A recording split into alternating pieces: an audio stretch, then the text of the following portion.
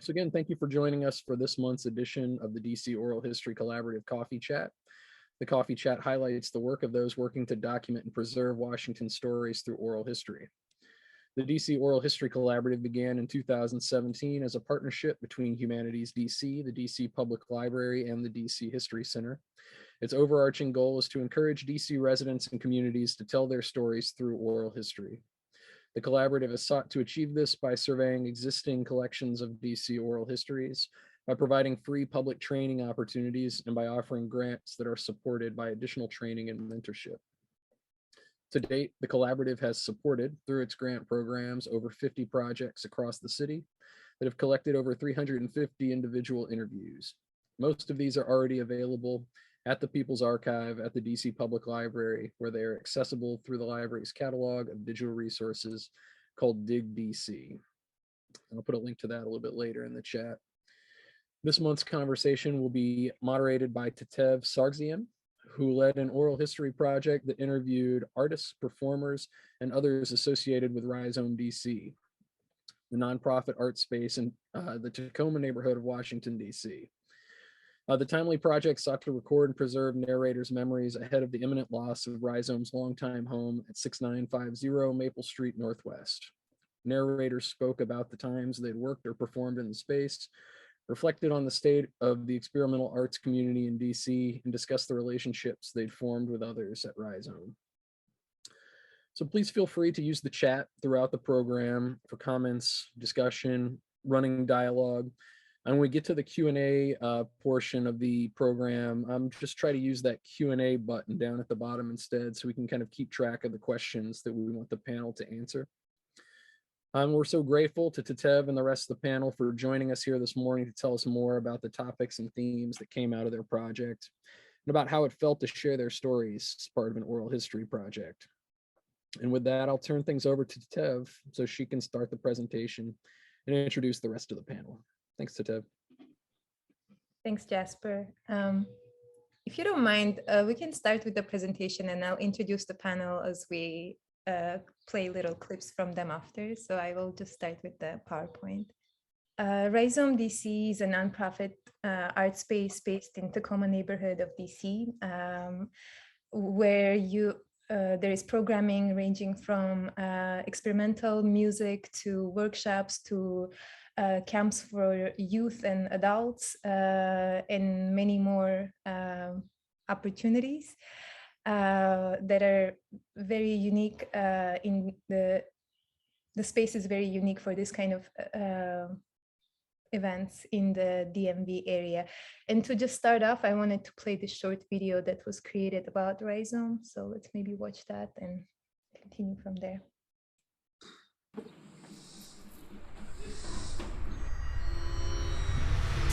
Kind of like a pipe organ, it reminds me of. Rhizome's kind of an experiment in how artists and a community can relate to each other and new ideas and new partnerships. Rhizome is a house, but nobody lives here. We have art, but it's not a gallery. We have music and performance art and dance, but it's not a concert hall. We have classes and workshops and science talks, but it's not a school.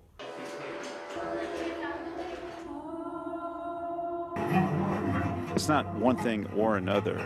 The operative word is and. People ask if art can make a difference, but if we want to change society, we have to learn to think differently. And by challenging people's ideas of what music can be, what film can be, what a community space can be, we start to plant the seeds to challenge, well, how else can we live differently than the way we live now? What other things, which I thought had to be a certain way, are in fact in our power to change.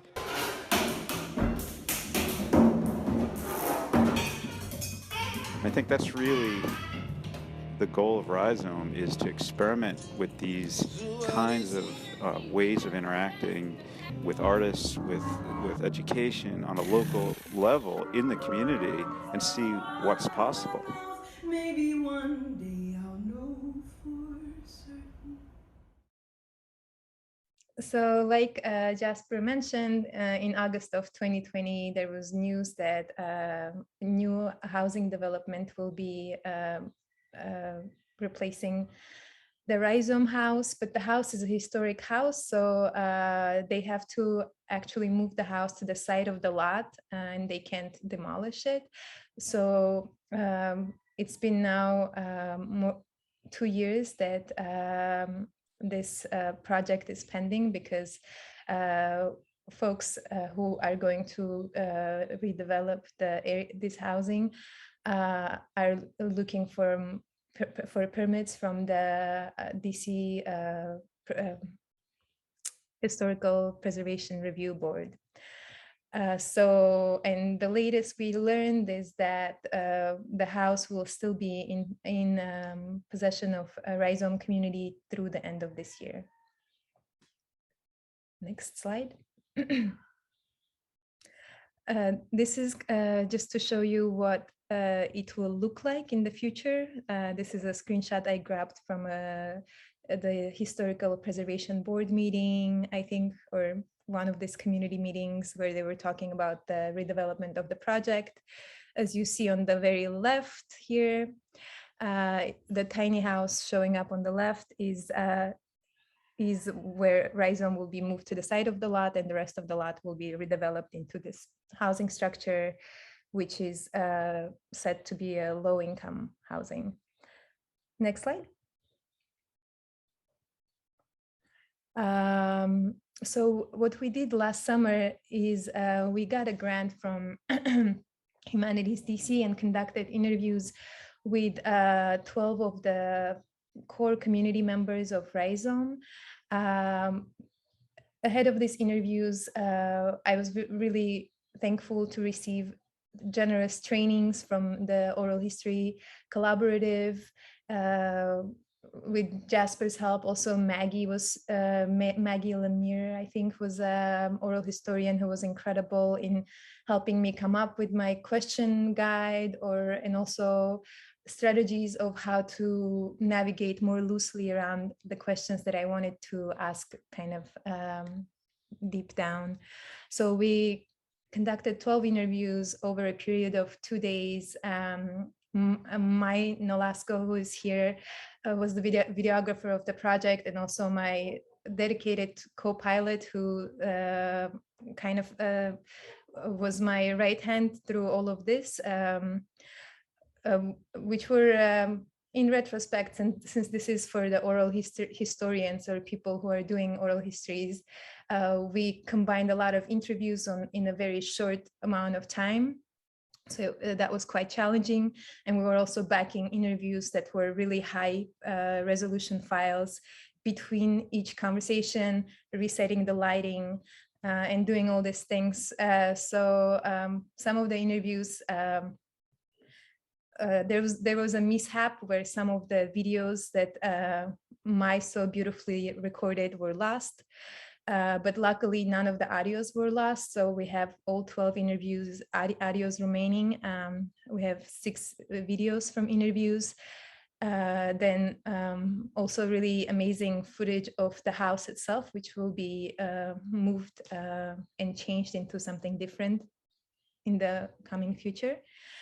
And then at the end of, well, not at the end, but midway through this project, we also created kind of a community celebration last year, where July 1st through 4th, we had various performances, including by some of our panelists. And we played some of the interviews, kind of combined audios inside the house, and just kind of discussed in a more communal setting some of our thoughts about the future of Rhizome. Next slide. This is an image of us recording those interviews. The video of this interview, unfortunately, was lost.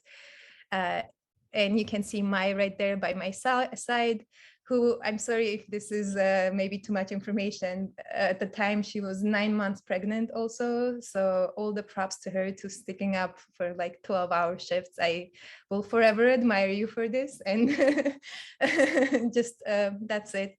The next slide. Then we come to this new grant that we're working on currently.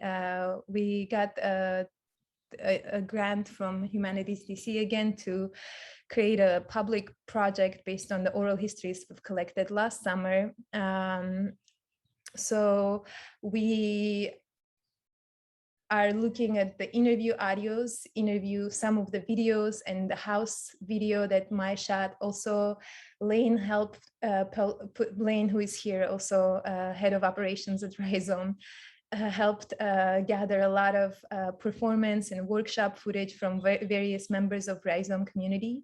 So I have something like 130 gigabytes of additional footage of performances and workshops and things that I'm currently sorting through, and video reel is coming together of putting this oral histories that are really amazing. Like, I think in those 12 interviews we collected just gold. They're very insightful and very meaningful and personal stories, but I also really tell the story of this community. And then we have this amazing videos that have come from all over the place. And so I have this huge responsibility to kind of like edit something meaningful out of that. That this project will be hopefully finished. The film will be finished by the end of August, but we're looking for possible event in DC in October to present this to the public. It'll be wonderful, but it is in progress. Okay, next slide. And here are some of the themes that are kind of ongoing in the film, in these interviews. So we're talking about what Rhizome is. Is it the community? How much of it is this house and the space itself? Thomas Stanley, who is here, he stapled it at a listener's room, which I really like. We reflect on the idea of what rhizome is, because this is a philosophy of rhizome and how it acts in nature and the possibilities it offers. People reflected a lot on their memories of like their first shows or like first special experiences or first workshops they led. Khalid, who is here, told us an amazing story about that.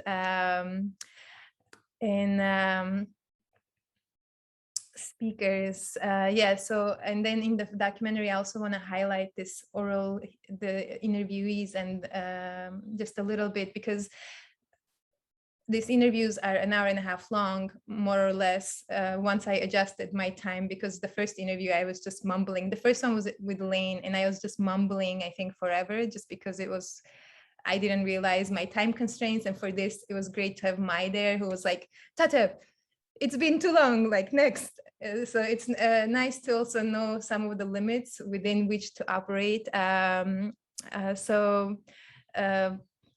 Just distilling out of those 1.5 hours, the last half an hour was maybe about Rhizome, but for almost like an hour with most people, we talked about their personal life and their personal journeys and such. And so I'm looking to include little snippets of these personal stories to kind of highlight the amazing humans that are a part of this community also.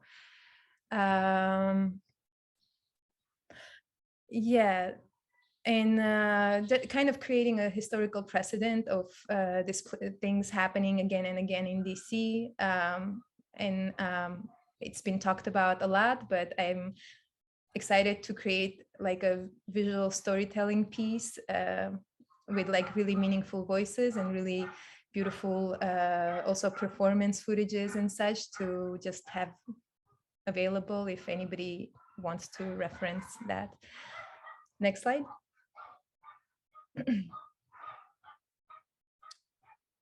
And this is the timeline. So the timeline for the second phase, for the documentary phase. So in April, we started collecting things, revisiting interviews. In May, we started video editing and thinking about the sound element, which another Rhizome community friend, Sam Chinta, will be doing, helping with. There's a video editor who's working with me, who is based here in Los Angeles, where I'm currently based, and we meet weekly in person and really dive deep into the specific editing details, which is really helpful because some things can be done remotely, but for this kind of very specific, intense task that is also very time sensitive, it's really nice to have my editor here nearby. So planning to finalize the documentary by August, and then printing any flyers or like creating some sort of promotion around it in September, and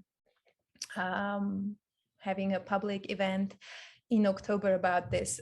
Certainly individuals who are part of the interview will have a first look, and any kind of insights they want to contribute ahead of the time, or any kind of edits. But yeah, the public event would be scheduled for October.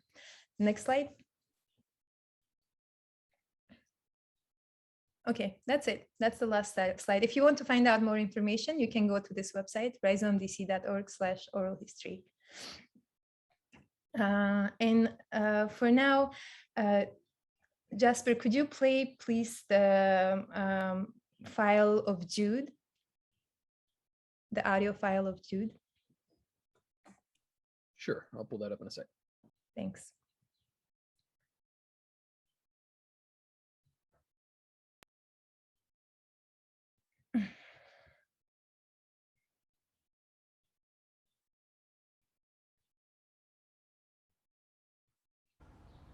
There's so many artists that have to like go about their work like totally outside of like societal constructed norms, and to be able to like create work that is so authentic and so unique.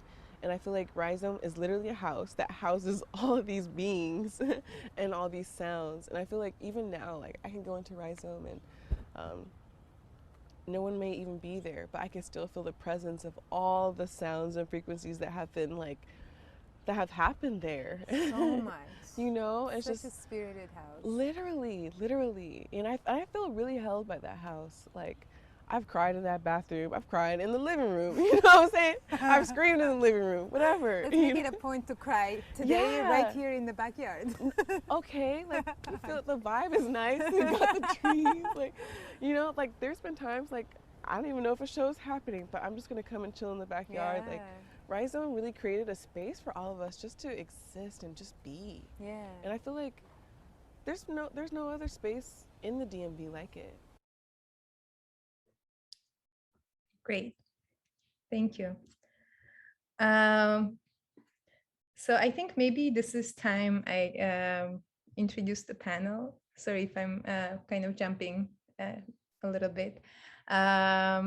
So I noted I should read the official bios. Let's start with Mai Nolasco here, who was the videographer, and I'm just going to read her bio. Is a videographer and journalist based in Queens, New York. She produces important stories about immigrant rights and current events with a news agency and explores local stories as an independent artist. Mai assisted in interview design and led video and recording efforts for the Rhizome DC Oral Histories project. Hello, Mai.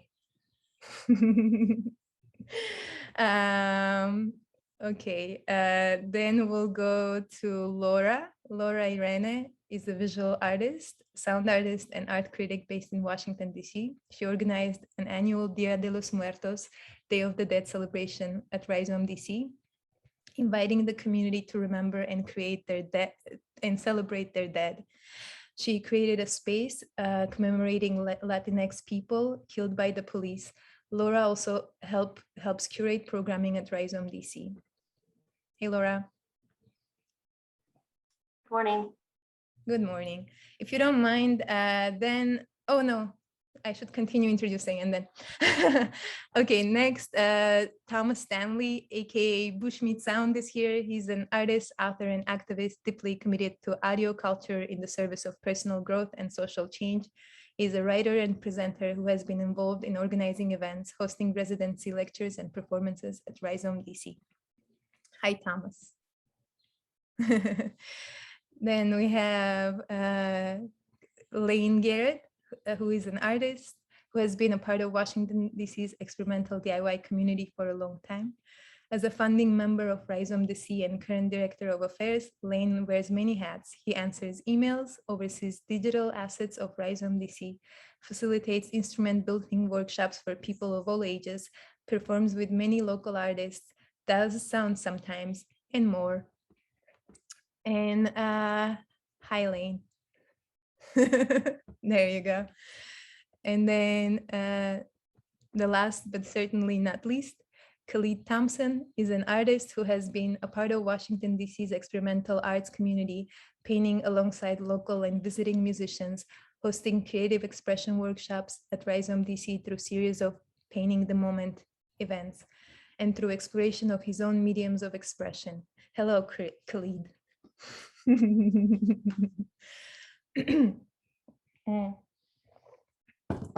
And Jasper, if we can play the clip by Laura, that would be great. Thank you.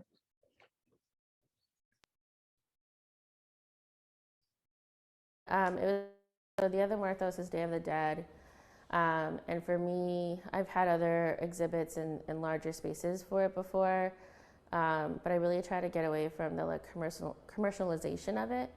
So here it was really nice because I work in red dirt a lot, so I brought some red dirt and people were able to add names right on the wall of their loved ones who had passed away. And so it's kind of like a memorial altar that we built. And then the altar is back by the window. And then I had some pieces back here that ended up staying up for several months. So a lot of musicians who played here had the backdrop of my paper pieces. And it was just really special to see people play behind them and then have all the names on the walls of everyone's loved ones. And I also had some panels of that year in 2019 of all of the Latinx people who were murdered by police. And I think there were 140 at that time, the youngest being a 14-year-old child. And so, when I write the names, it's a very emotional time for me. I invite people to help if they like. That year, it was just me writing it, and it takes a really long time, and that's why I guess going back to handwriting when I was younger, for me, actually writing out things is something that allows me to process. Yeah. And so when I write out people's names, it's really hard and but also really needed to recognize that they existed in a world where we're constantly just tossed to the side and not even remembered or recognized as people. And so for me, that's really important. Also noting that Dia de Muertos isn't just a Mexican holiday, it's a holiday that's celebrated throughout Latin America. So that was really important to bring in other Latinx people into the celebration to be a part of it. So when we built the altar, there were maybe about 15 of us. The whole public was invited to come and build, and 15 people came, and we set it up together, and that was really amazing to do. And then on the night, I think it's the first, second, and third that are kind of the big days for Dia de Muertos. Of October? Of November. Yeah, and so we had a candlelight ceremony inside, and there was a good crowd, maybe about 20 of us that came, which was really nice because I think that was a perfect size. And People were, if they felt comfortable, they brought a photo of their loved one and talked about them and then put it on the altar. And then if no one wanted to say anything, we just sat in silence. And it was with the candles and the night and being in these two rooms, like it was just such a beautiful time of sitting in silence together. After like listening to people's, beautiful stories of remembering their loved ones. And that just doesn't happen. And being able to do that there was really important, or here. And so, and people said afterwards, like, I haven't sat in silence ever, like I've never just with other people. And I think in the beginning, people may have felt a little like weird or uncomfortable with it. And then as we continued to sit, it was just something that I think people really appreciated. And Rhizome giving us that space to do that, in a way where you're not monitored or there are these, like, I don't know how to explain it, but it's just like a really peaceful time in what I think that night became all of our homes. Yeah.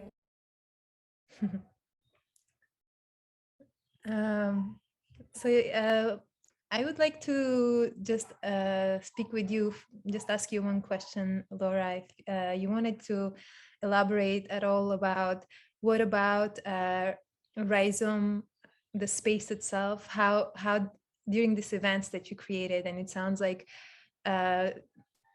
people were having pretty difficult conversations or speaking about deep things in their hearts. I just want you to reflect a little bit. What about the space of Rhizome, the home made it?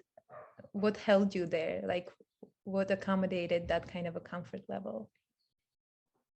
Sure. Thank you, Tatev. And thank you for organizing this, Jasper and Tatev, and for the opportunity to speak. I think for me, Rhizome creates a space where the people that come to join, it's purposeful, it's intent. Their intentions are with the art or the performances that are being had at Rhizome. And for the last 3 years, being able to do the Day of the Dead event at Rhizome has been really special, especially with the in the different ways that we've been able to use Rhizome. The first year it was in the house, and then the last 2 years were in 2020 and 2021, which were both during quarantine in 2020 and 2021. Still somewhat in that space of trying to figure out how we can be safe together while still coming together. And Rhizome, with the side yard and with the community that's already built in, was able to provide that for us.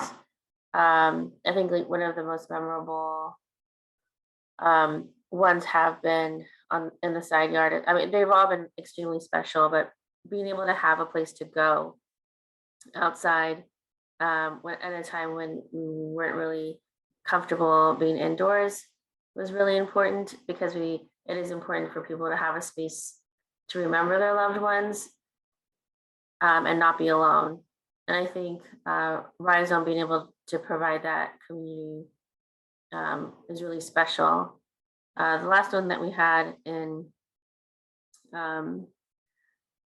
this past November, we were able to bring Son Honacho group to perform, and they already do events like this, so we were able to also facilitate periods of silence for people to speak and to be around each other in that way. And also speak about, because so many of our Black and Brown communities were the ones that were affected by the COVID deaths more than any others, being able to talk about that and also understand all of the complexities of what has happened to us in our community in these past years, in a place where that is respected and and held. I just don't know any other place besides Rhizome where that would have been able to happen in such a safe and beautiful way, honestly. Yeah, thanks for doing that. I think definitely also creating those events and hosting those annual kind of celebration of dead events, that a lot of initiative and organizing came from you. So I think it goes both ways. Thank you. Thank you. Let's play the clip by Thomas.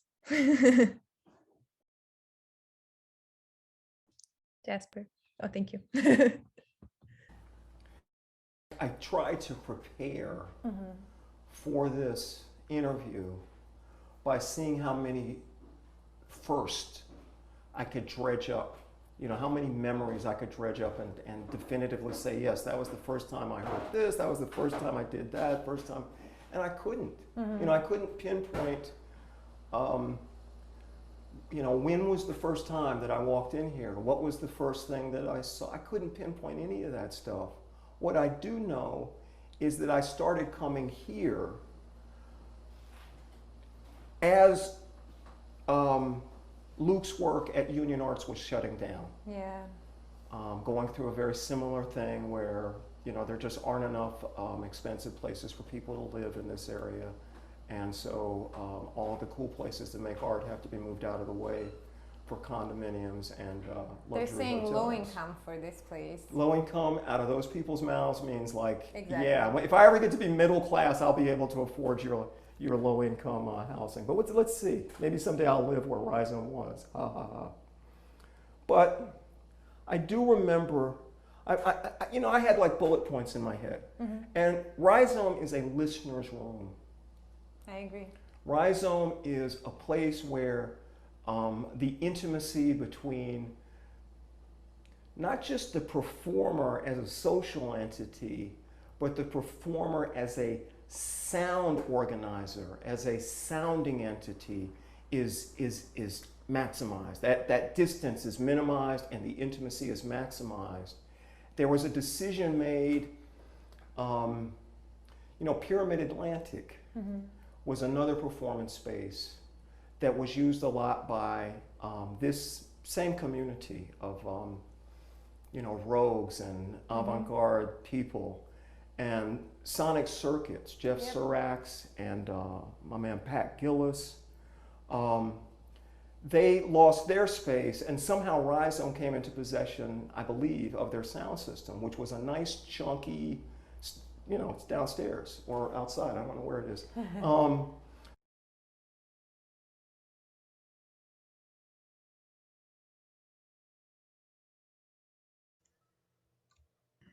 Thomas, I wanted to, little prompt I have for you is you kind of spoke of this historic precedent, and I wanted to see if you could reflect a little bit on that, on how Rhizome kind of follows this trail of other venues and other places, and perhaps just reflecting a little bit on how it is different, if it is.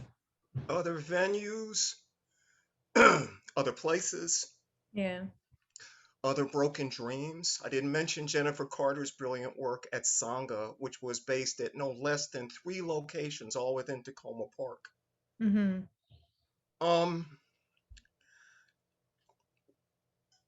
You, Tatev, and Jasper, and everyone else that's involved, Mai, in this effort to kind of take these memories and these contributions and to create, with interview and video, some kind of time capsule of what happened so well at Rhizome. And I wince to hear myself speaking in the past tense. That's beautiful. That's absolutely beautiful, but it doesn't mask the fact that there is a tragedy that is happening. And I felt it. I felt it right in here when you put the picture up on the screen of the condos, shiny condos, the architectural rendering, and then there's little Rhizome kind of squeezed to the side. Yep. What this system of economy, which is, we know, Baba Khalid, it's a system of madness, what it does so well is to replace the singular and unique with the utterly redundant. Fracking, mountaintop removal. There's tons of so-called low-income, middle-income, shiny new condos all over DC. In fact, if you're in DC right now and you see a vacant lot outside your window, set your stopwatch. They're coming. They're coming. So I don't know what to say other than what we shared was more than art. What we shared was a determination to resist. To resist. You know? Yeah. I'm thankful that you're doing this, but it hurts. Yeah. I'm also thankful, but it also hurts. Thank you. Well, we'll continue talking more, but let's play the video by Khalid, please. Or not video, audio segment.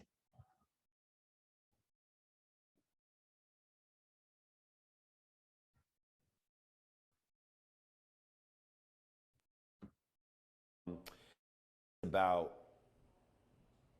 allowing a space for people to tap into that experience, to get that moment where they can just freely channel. And the cool thing about it is like Rhizome was really open to that, because this is where I first started doing the workshops. Oh, really? Yeah, this is where Do I you first remember started. your first workshop? I do remember my Tell first me about workshop. that. Oh, that was crazy. Because like my partner, she was like, you should do workshops, you should do workshops. And I'm like, I don't know, like people think I was weird, Look, here I am, this painter kind of doing my own weird little thing, like what do people really think of that, Yeah. So, but she just continued to encourage me and I was like, yeah, I'll give it a shot. So I remember the first time I did it, I was nervous, but it went over really well. I realized that there are people that want to experience that like you're in your own life, in your own world sometimes. So it can sometimes feel like everybody may have access to what you're feeling, but it's not true. And I think what surprised me about the workshop is that people wanted to come and be in a place amongst others where they could express themselves freely in this way, like whether they had experience as an artist or not. And I knew at that moment that like, whatever it is I'm trying to transmit, people are responding, or whatever is being transmitted through me, people are responding to it. The concept came from like, doing the live paintings and sometimes just feeling the energy of people like in their kind of like wonderment. I just mean like more, or curiosity, like this is an interesting way to do something. What's happening, what's gonna come of it, And I think seeing that in me and seeing that I'm dealing with risk and taking chance in the moment, for anybody, just like I saw it, it can be inspirational. So I thought, well, let me see if I can share this with people and if they would, take it to heart. And so the first class was awesome. I usually just start people with some free drawing exercises that are kind of timed, like 10, 30 seconds, a minute. And it's more just to be like, hit the ground running, whether it's fast or slow, whatever, you can scribble, you can doodle, just don't think, just go. And that seems to get people loosened up to like, okay, instead of just say, here, draw. It's like, okay, and then of course I have my music on, I have my Alice Coltrane, I have all that going in the background. I introduced the whole concept to them. They already know, they've come to the workshop. So that's also the cool thing about it is people come to it with looking for it in a way, most of the participants. But after I do about 3 or 4 of those timed exercises, I ask everybody how they feel, and they're like, this is really relaxing and meditative. And I said, look, we'll take all your utensils now and just create. It does not matter what you create, just let it flow, be in the process. If that means you gotta stop, reflect, get back, get up for a second, go have a smoke, I don't know. But this is your process now, and at the end, we'll share our experiences. And people, it's funny because it'd be like people that will come and be like, I never draw. And they're just like pouring their heart out on the paper for the whole time. And so it's just about giving them that moment. Like they might not draw after that. You know, they might leave like, oh, I'm gonna draw every day, and then life takes them back to where they go. But I say just take that philosophy and apply it to your own life in your own way.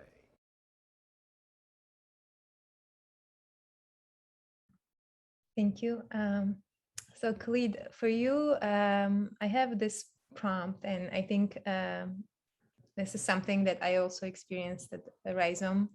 The fact that you might be doubtful about expressing publicly or whatnot, or like teaching a workshop, but there's a level of comfort and encouragement that kind of permeates that space. And I just wanted to see if you could reflect a little bit on how does Rhizome encourage getting past that doubt and just going for it? Yeah, sure. I want to shout you out, Jasper out, and Lane. My man Lane reached out to me about the workshops, you know, a couple years back. And, you know, Rhizome, I think it was said so many times that Rhizome felt like a nest to me. It felt like a place where I could kind of go and, you know, I had unrestricted access to my creativity. Like that sentiment permeated the space, like literally. And the more I experienced performing there and seeing performances there and just being around the community and the culture, the more it felt like if you're going to be weird and you're going to be out there and you're going to come from a vein or a sentiment that's really positive, but at the same time fringe, this is the place to be.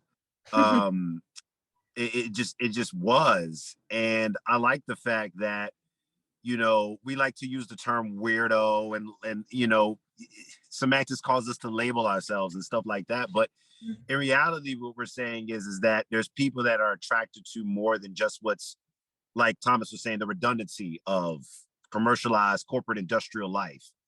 And the urge to create is such a universal primal force. And the variety in which we create should be welcomed. But in a lot of places and spaces in the first world, it's not. So Rhizome was a place that allowed for that. And I met artists of like mind and of like intention, and it really made me feel empowered to express myself completely and share my desire with the world. It was something when I was first doing the workshops where I was concerned, like I'm just this free expressive artist.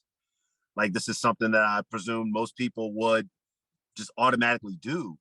And then through doing the workshops, recognize there was a community out there of people who don't do that, who don't experience that, who are often, they feel held back. So I felt like. I think we lost Khalid. Okay, that's okay. If he comes back, we'll continue listening to him. But perhaps in the meantime, do you mind playing the little clip from Lane, please?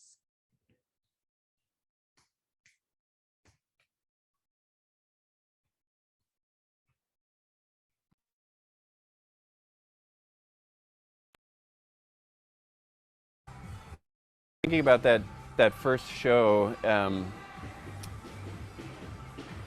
Novella was here, and like during the, I think it was Nate Scheibel and maybe it was, I don't know, I can't remember who else was playing. Maybe Gary Rouser, the cellist, and then Sarah Schaefer and Ken Mannheimer were dancing, and we were sitting on, lots of people were sitting on the floor. Novella and I were sitting on the floor kind of close to the area where they were moving, and like towards the end of the set, she just like, Sarah was like on the floor kind of like creeping along, and Novella just like went out there with her, you know. Yeah. And sort of finished the set with them, which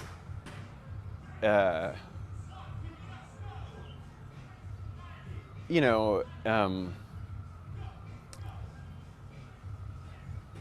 she still remembers it, and I don't know,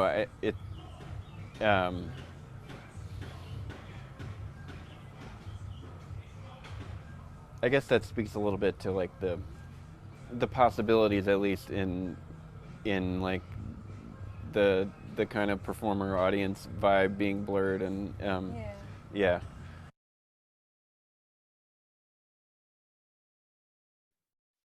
Thanks. Elaine,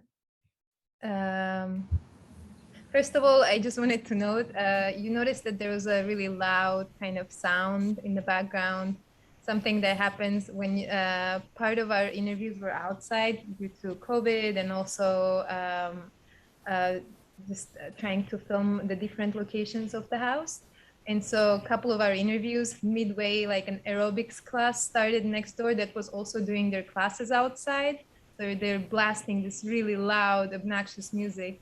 And we're like, should we like move? And also it was the music and also the construction sounds. I don't know if you heard that. There's some hammering also, but also it's kind of part of the story. So we just went with it. And so my prompt for you, Elaine, was kind of to reflect on this blurring of lines a little bit, even beyond audience and participant. But I'm just thinking about like the backyard hangs and potlucks and like different participatory performances. And if you could just reflect a little bit on that at Rhizome, that would be great. Sure. I guess, you know, from the outset, one thing that has been kind of at the forefront of what Rhizome has tried to be about is providing a space where things are, you know, there is like bleeding back and forth between across categories, you know, from having an event that's you know, lots of diverse musical styles to you know, having a poet and a film and a musical performance on the same night, or you know, Tatev had an installation actually in the one of the upstairs rooms that was a great example of this, which was this listening room that, you know, was designed for experiencing what was going on downstairs while being upstairs, and like listening and drawing and writing and reflecting. So you know, I guess just this idea of having a really open-ended space where lots of things can happen simultaneously has been important all along. And also, I guess, you know, kind of going back to that little video that you played at the start, where Steve's talking about, and, you know, the operative word being and, you know, having it's like we have a situation where we have, you know, kids programming going on during the day, and then the space sort of shifts to, you know, some wild performance in the evening.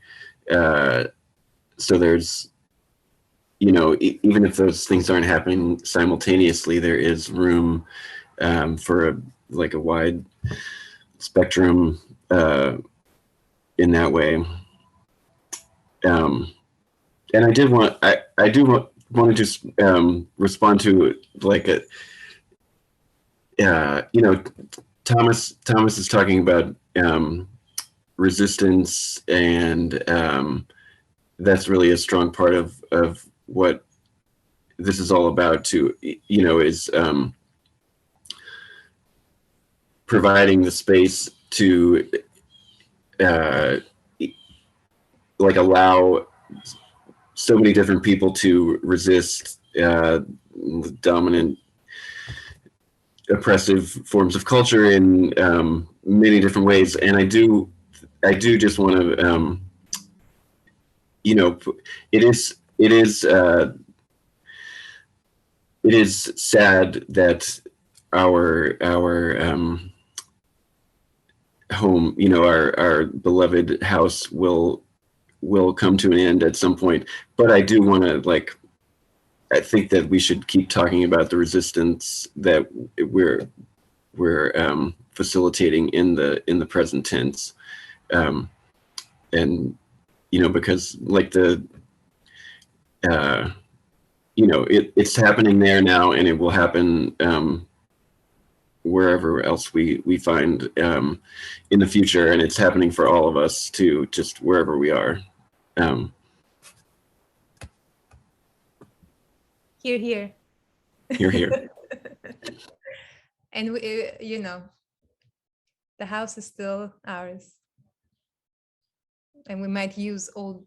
Who knows? Who knows what's gonna happen? Let me not say too much on public record. I'm joking. Khalid, did you want to finish what you were saying? You got disconnected, so I just wanted to see if you wanted to finish. Hot.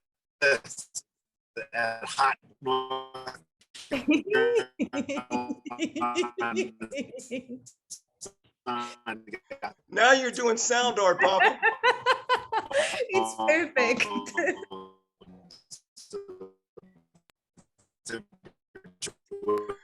Don't stop. I'll go downstairs and get some instruments.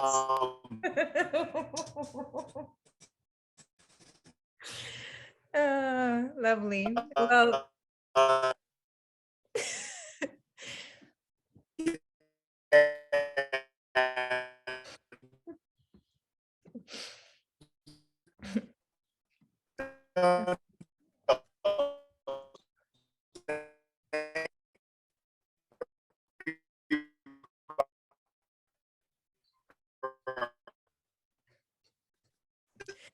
okay.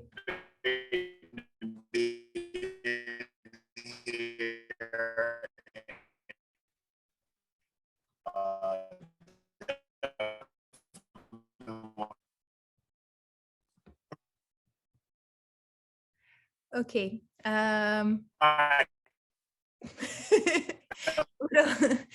In a very rhizomatic.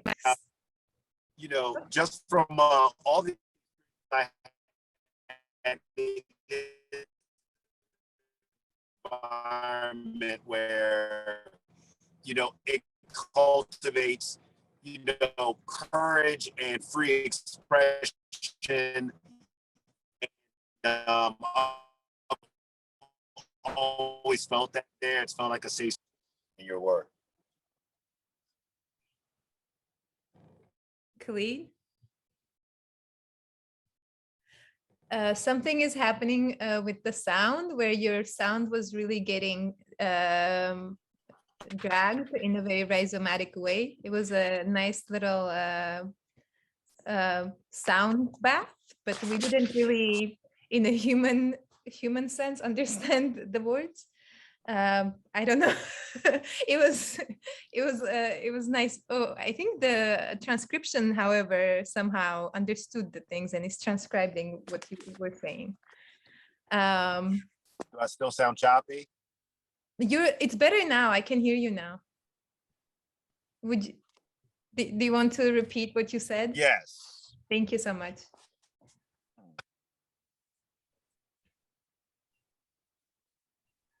Try to turn off your camera.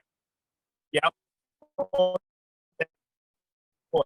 Maybe if I turn off my camera. So.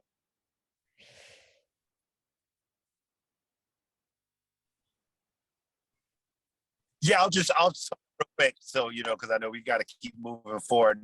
No, I just want to say, again, I want to give a special shout out to everybody involved. You know, whether I got to know you at Rhizome or didn't, you know, my wonderful performances with Thomas, Luke, getting to know you, Tatev. I love your work. I'm a fan of your work and your expression.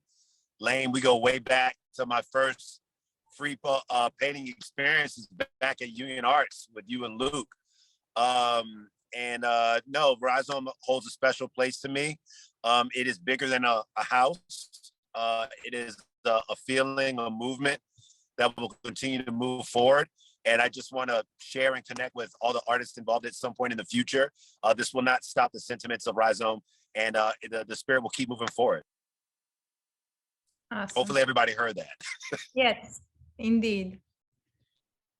Beautiful. Keep moving. Thank you so much. And now, if you don't mind, Jasper, we have a video clip of kind of, Mai, are you here? I am, sorry. Cool.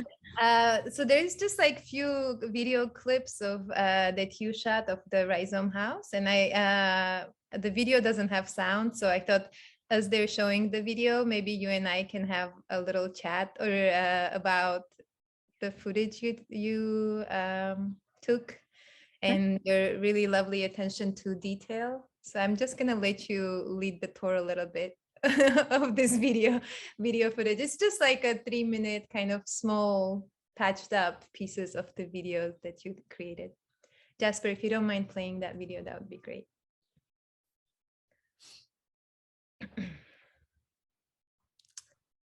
All right, so let's see.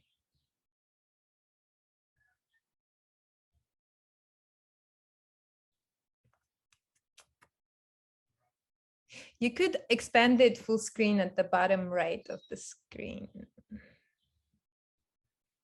There we go.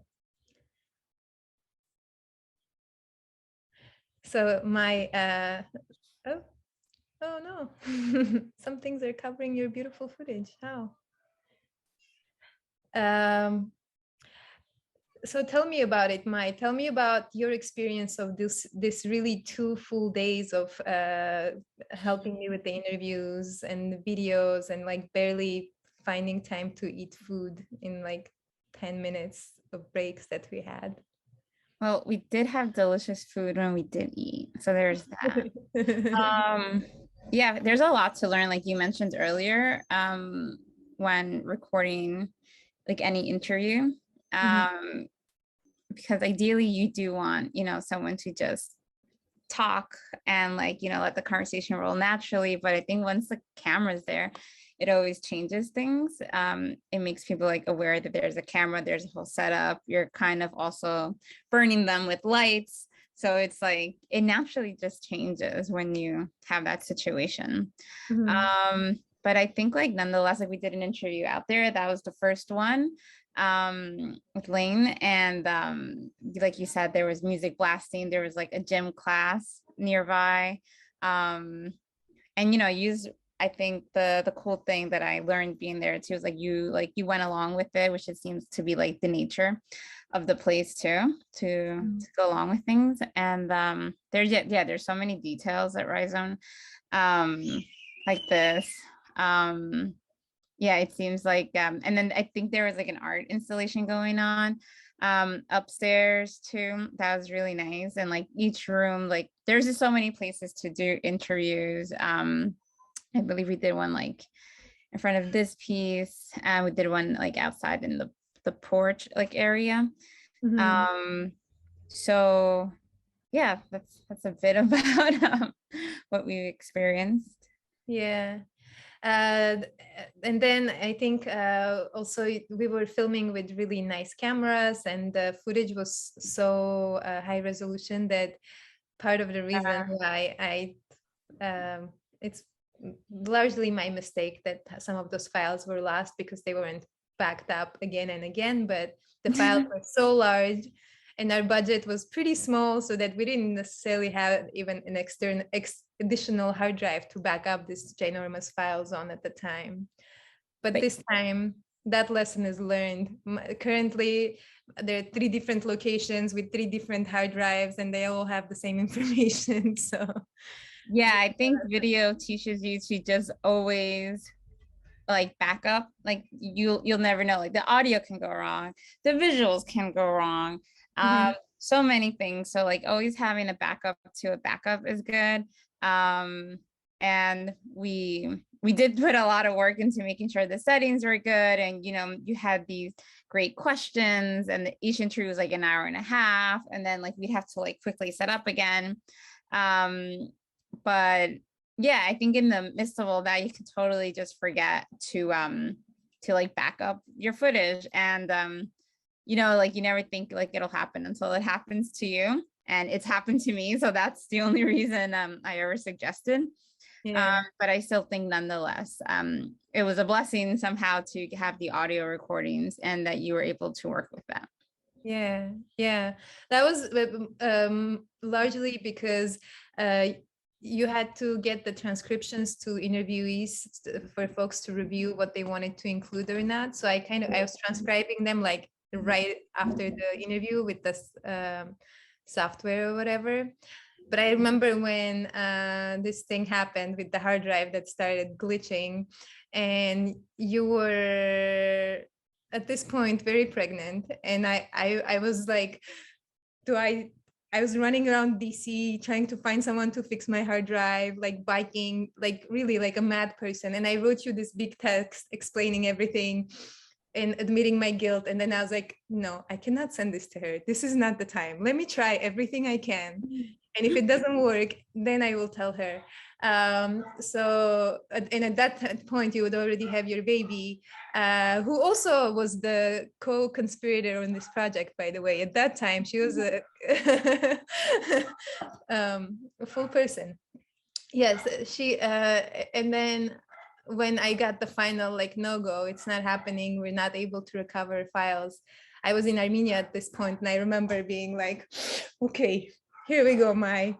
And I wrote you, and you were so nice and supportive, and like, you know, it is something you've worked so hard on at a time where like physically as a woman, it's challenging to be doing this kind of work. And there's a lot of light setup and a lot of like moving pieces and really long hours of intense work. So I'm super appreciative for you to be here today too.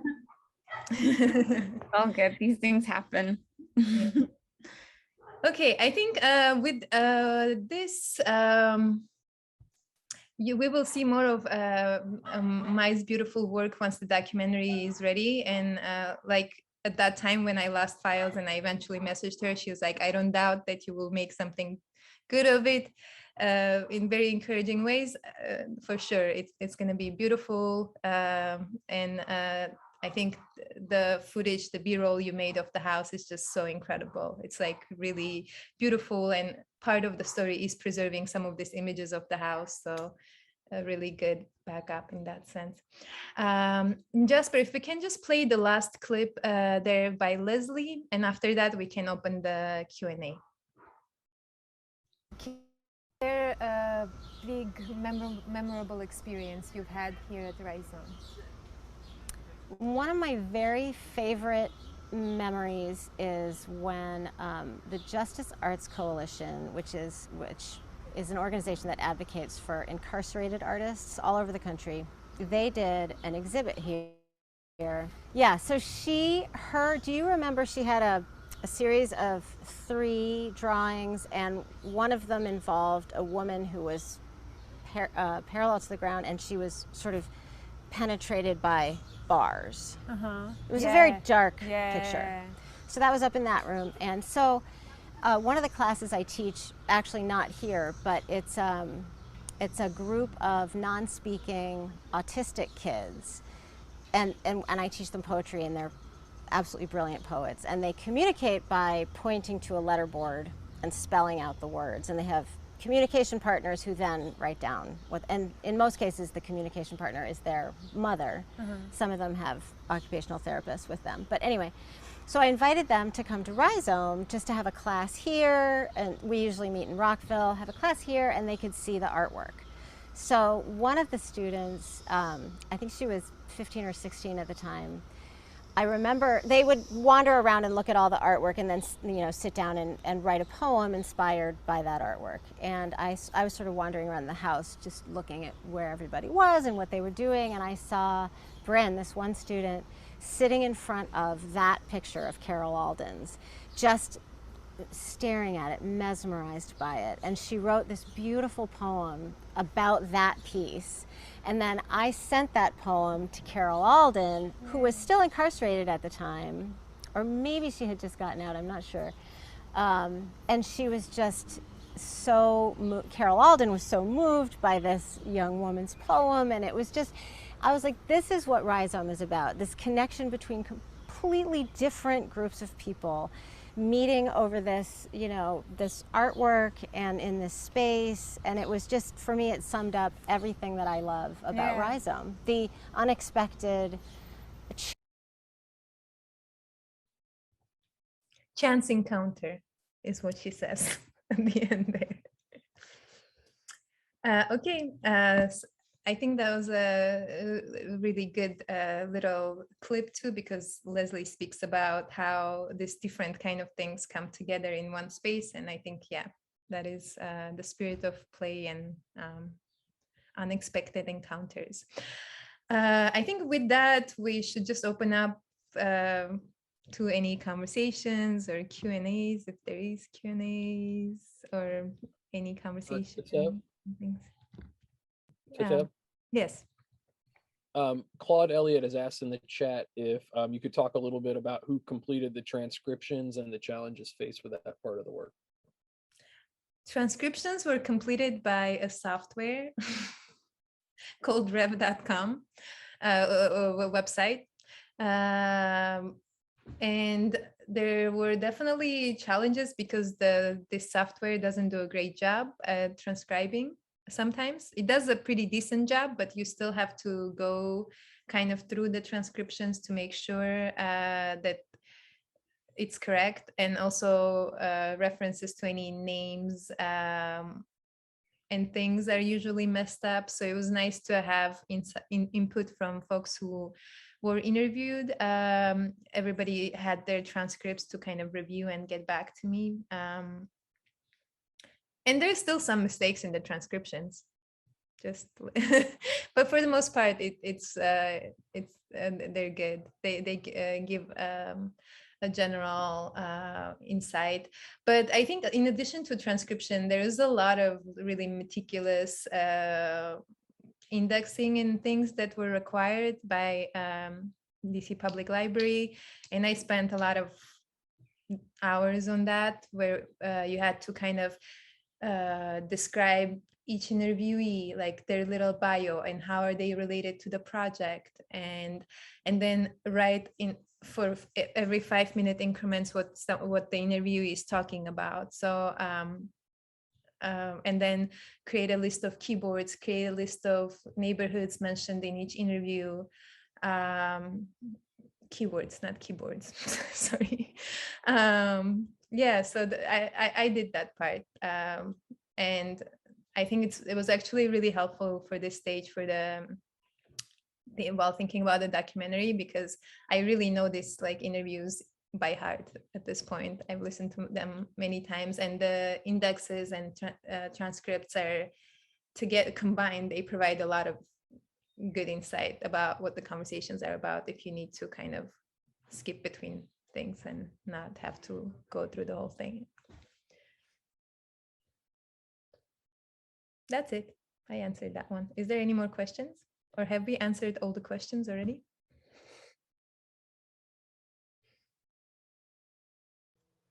All the questions have been answered. That's great. Yeah. Don't we wish to live to that point in life? Perhaps, dear panel, do you all have questions for each other? We have another 15 minutes, so we could just chat.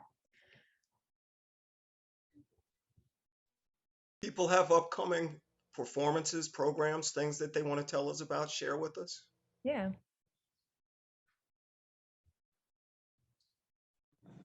Yeah, I currently have a show on display down at 1111 Pennsylvania Avenue Northwest with this sculptor, Craig Schaefer.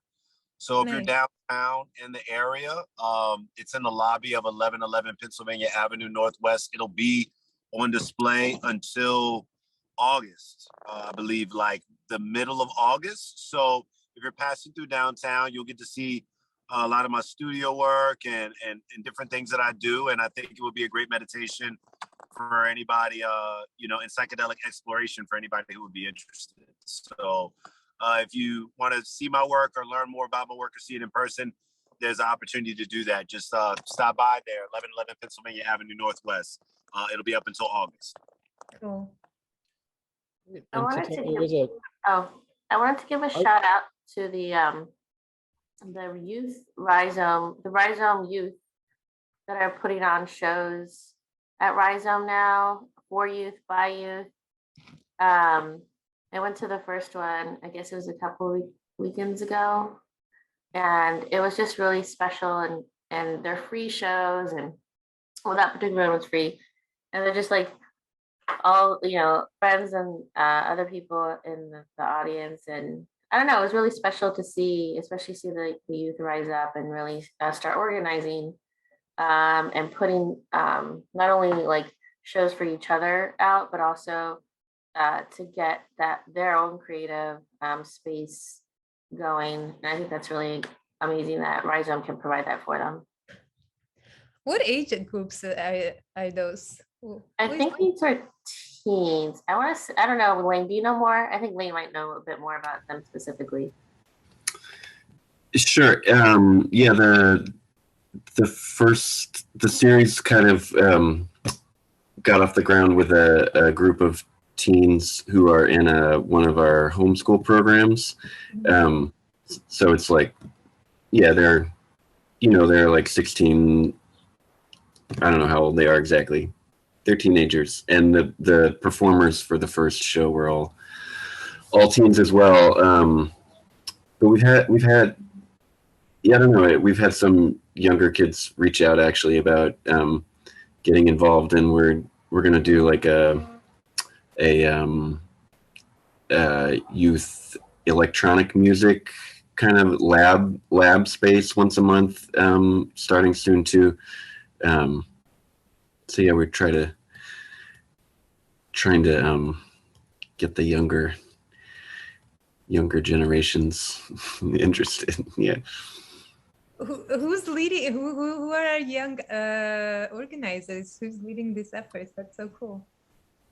I've been working with these kids to organize the youth performance series. So yeah,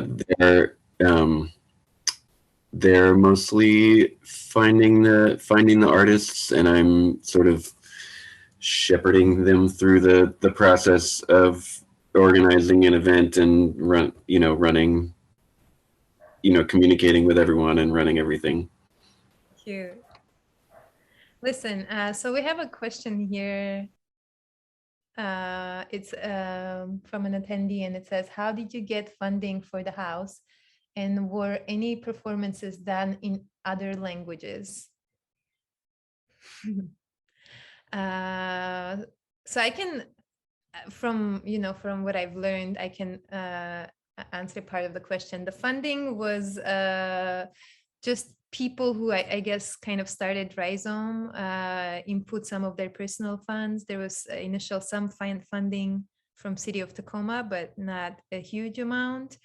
A lot of the operations have been on volunteer basis, so a lot of just community effort. And then from Lane, can you tell more about that? Is there more? Sure. Yeah, I mean, there was a grant from Tacoma Park that helped get us off the ground back in 2015. And, but yes, there's a lot of volunteer labor. There's, we also have 250-ish monthly members. We have like through our we have a fundraising and ticketing website, and you can sign up to be a member there to give on a recurring basis. So I think the average is like $10 or $20 a month that people give. But yes, it's a low budget operation. Yeah. What about performances in other languages? That's an like, I mean, there's all sorts of languages of strangeness, you know, electronic things and. I've organized shows where there are a lot of Spanish musicians. Oh, nice. I've also attended shows there in Spanish. I think there might be others, but definitely I've experienced it there if I haven't put it on myself. Awesome. I know, like, there was, you know, the Siberian musicians, and there were musicians from Japan. So I imagine that there have been quite a few different languages. Something comes to mind for you, Lane? I'm trying to think. There's a Afro-Colombian musician coming through in a couple of weeks. Who will be performing in Spanish. But yeah, I mean, occasionally we have, folks from international folks coming through. That's cool. More languages always. The more the merrier, is definitely. Yeah. Is there anything else, like any other projects that folks are working on that you guys wanted to highlight? My current living, breathing oxygen is Rhizome documentary for the next few months. So what about you, Mai? What are you working on? What are you up to these days?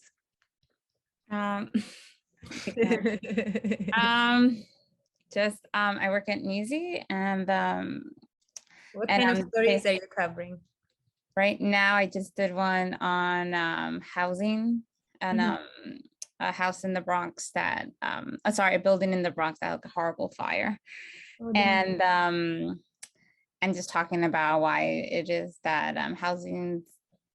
buildings like these have maintenance issues, especially when they have corporate landlords. And so now I'm moving on to another New York-based story. I'm from New York, so that's all. Where my heart's at. Also, so yeah, I'm just trying to make more like local stories. That's awesome.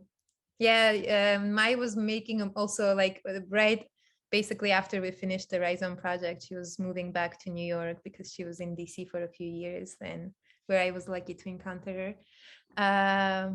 But that's cool. That's really awesome that you're actually producing the stories now too, right? Mm-hmm. Amazing. Cool. Is there any more? Thomas put a link in. This should just be said out loud. Thomas put a link in the chat to his radio show on WPFW, which is late night Thursdays, and amazing show. And gotta love WPFW. Yeah. DC's public radio station, justice station. Also, a quick shout out to all of our volunteers that make all these shows and everything happen, and they continue to grow, and we continue to get more and more support from our community. So definitely couldn't do it without everyone volunteering their time. Yeah. Generous folks, we are. So we have 5 more minutes. The volunteers, the people, and I don't want to name anybody and then not, leave somebody out. That doesn't work. But like whenever I think of Lane, I see him, like I visualize him carrying like a mic stand or a speaker, or he's got a folding table. Maybe he's got a folding table and a speaker, and you just can't. You don't talk about it, but it's like everybody's little piece of the work is what makes the whole thing, just vibrate with human energy. There was something very intense about Rhizome that will be very hard to recreate. Yeah. Is Thomas. Is right on. Lane even makes his daughter carry chairs 6 stacks at a time. Yeah, only if she wants to. Child labor on record. Only if she wants to. Yeah, Noella is like she's been embedded Rhizome community member since age 2, so I'm sure she carries them proudly. Yeah, I don't know. Really thankful for all of you coming and speaking with us, and thanks Jasper for helping us organize. And Thank you, Tatev, for Tatev has been the driving force behind both of these, the initial oral history project and the video documentary. Yeah. Now And under also you sent me the link. Like I remember asking. I sent you the link. Yeah, you sent me the link to the grant. If the grant was helpful to like organize our forces together, because we wanted to do something, because we were mad about this impending destruction. And then oral histories it's a really interesting format, amazing format. I am a big fan, like, because I don't think you can ever get to know a story without getting to know a little bit the person you're speaking to, at least to how much like the whatever this format allows, or the time. Okay, I think we're probably good. We should. Is there anything else anybody else wants to say? I just wanted to say, on behalf of Humanities DC and the DC Oral History Collaborative, thanks to all of you. Thank you to Tatev again for organizing this and all the work that you've done on these 2 projects so far. Really excellent as always. I feel like this has been a really great conversation. I